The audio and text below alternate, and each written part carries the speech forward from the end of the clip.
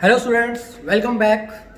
मैंने अपनी last video में बताया था, जब हमने कंज्यूमर इक्विलिब्रियम निकाला था ऑर्डिनल अप्रोच से, कि कंज्यूमर इक्विलिब्रियम कहाँ निकलता है। कंज्यूमर इक्विलिब्रियम निकलता है जहाँ marginal rate of substitution between X and Y, जो क्या है, स्लोप ऑफ इंडिफरेंस कर्व, बराबर होता है किसके, स्लोप ऑफ बजट लाइन, जो क्या होता है P X upon P Y.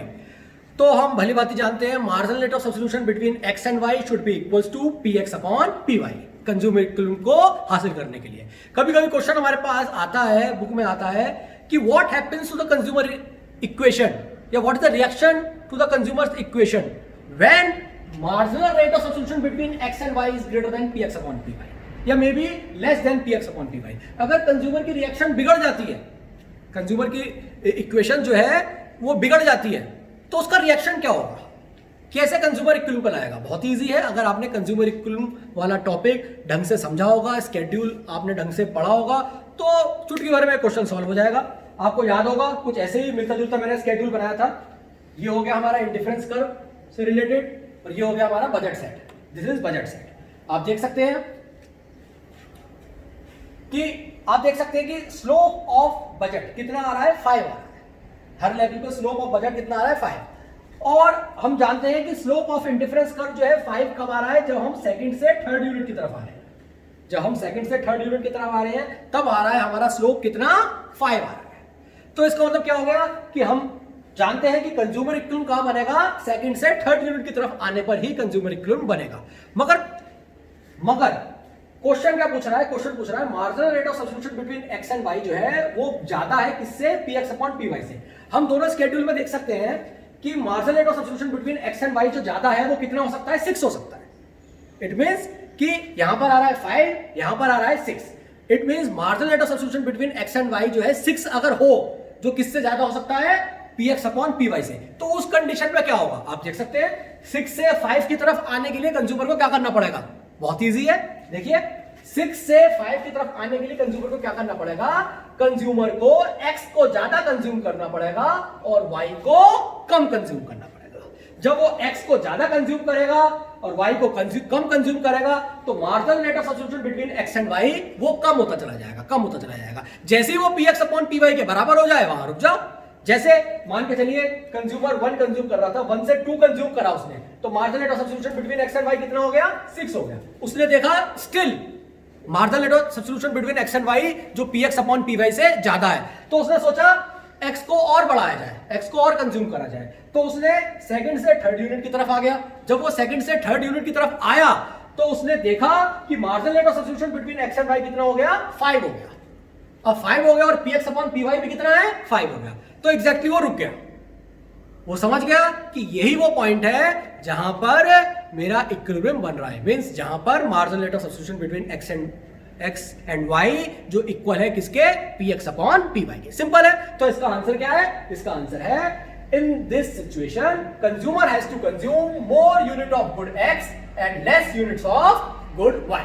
More unit of good X and less unit of good Y जब वो करेगा, तो what will happen, marginal rate of substitution between X and Y will decrease and it will become equal to px upon py, the point जहां पर consumer equilibrium बनता है। इसको diagram से भी समझा सकते हैं हम, कि जब हम डायग्राम बनाते हैं, इंडिफरेंस कर्व बनाते हैं, हम जानते हैं ये जो है हमारा, ये बजट लाइन है। बजट लाइन पे हर पॉइंट पे हमारा जो स्लोप जो है वो बिल्कुल सेम है। स्लोप कितना है, 5, that is px upon py कितना है, वो कांस्टेंट है 5। तो इसका मतलब क्या है, यहां पे भी 5 आ रहा है, यहां पे भी 5 आ रहा है, यहां पे भी 5 आ रहा है, यहां पे भी 5 आ रहा है, यहां पे भी 5 आ रहा है, हर जगह वो 5 आ रहा है। तो इसका मतलब क्या हो गया, मगर इंडिफरेंस कर्व का स्लोप कांस्टेंट नहीं होता।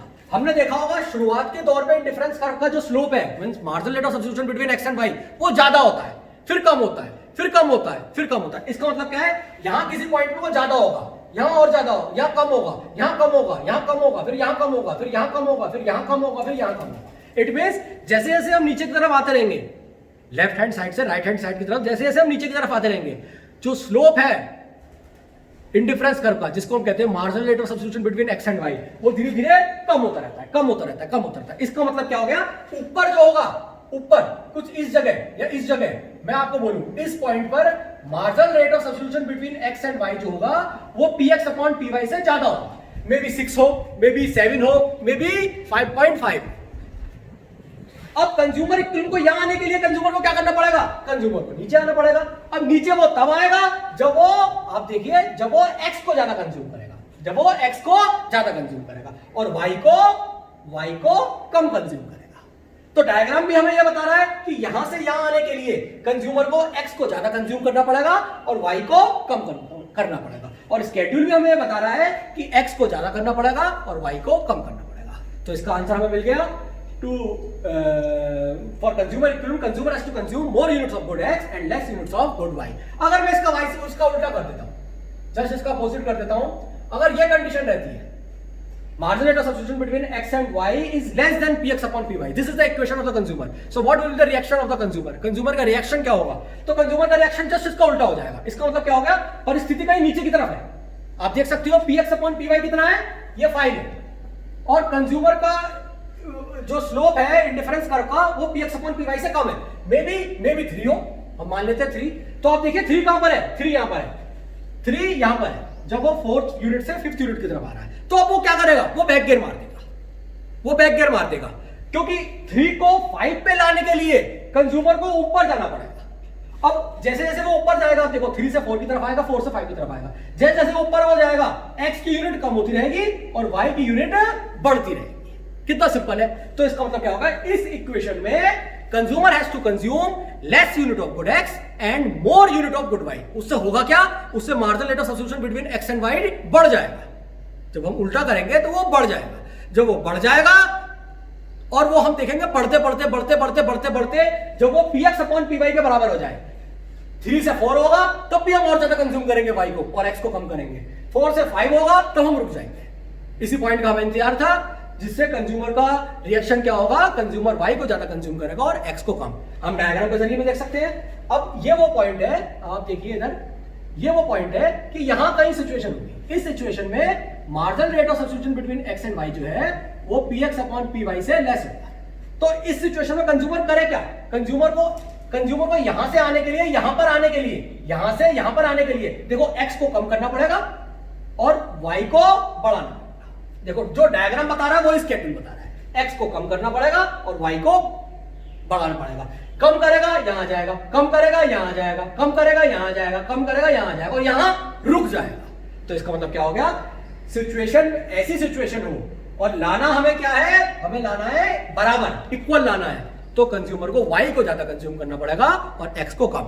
और marginal rate of substitution between x and y अगर ज्यादा हो रहा है px अपॉन py से तो x को ज्यादा कंज्यूम करना पड़ेगा और y को कम।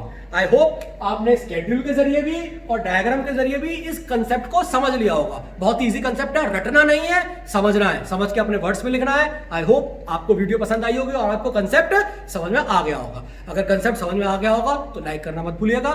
आज के लिए इतना ही। Thank you so much.